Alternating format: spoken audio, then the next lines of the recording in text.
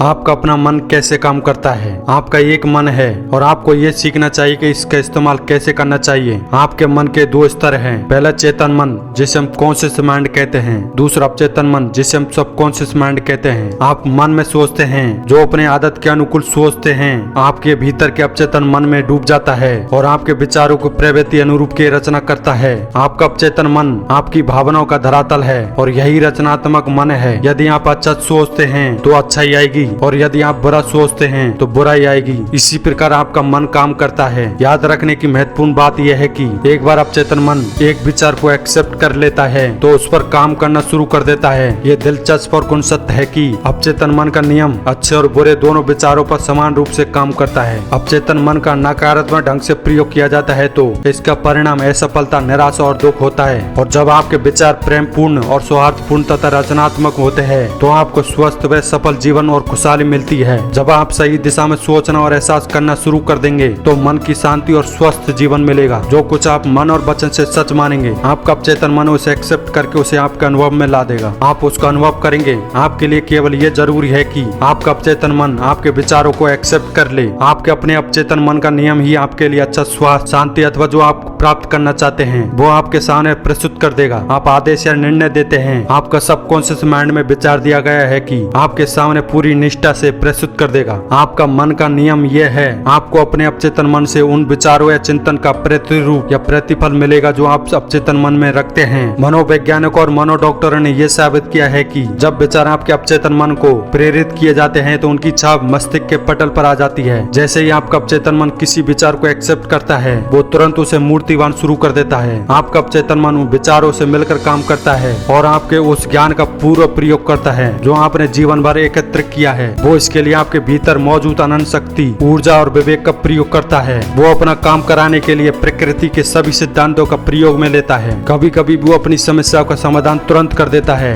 किंतु कभी भी ऐसा होता है कि उसे काम में कुछ दिन, कुछ सप्ताह या कुछ देर भी हो सकती है, किंतु वो काम करके रहता है। आपको ये याद रखना चाहिए कि ये दोनों अलग अलग मन नहीं है। ये केवल दो क्षेत्र है जिनका कार्यकलाप अलग है, लेकिन मन एक ही है। आपका चेतन मन विवेकशील है, अर्थात हर चीज का कारण जानना चाहता है। यही क्षेत्र है जो अपनी चाहत का चुनाव करता है। उदाहरण के लिए आप पुस्तक चुनते हैं, अपना घर चुनते, अपनी पहचान चुनते हैं। आप सारे तर्क वितर्क चेतन मन से करते हैं। दूसरी ओर आपकी किसी प्रयास की बगैर आपका हृदय स्वतः धड़कता रहता है और पाचन क्रिया, रक्त प्रवाह और श्वास बराबर चलता रहता है। ये सब आपका चेतन मन एक स्वतंत्र प्रक्रिया के माध्यम से चलाए रखता है जिस पर आपके चेतन मन का कोई नियंत्रण नहीं होता है। आपका चेतन मन सब स्वीकार कर लेता है जिसकी छाप उसकी पड़ती है या वो जिस पर विश्वास करता है। वो चेतन मन की तरह कारण या प्रश्न नहीं पूछता है, आपसे तर्क करता है। वो मिट्टी की तरह है जो सभी प्रकार के बीजों को एक्सेप्ट कर लेता है। आपके अचेतन मन के लिए अच्छा हो या बुरा उसे कोई फर्क नहीं पड़ता है। आपके विचार हमेशा सक्रिय रहते हैं। हो सकता है उन बीजों में आपकी पसंद जुड़ी हो।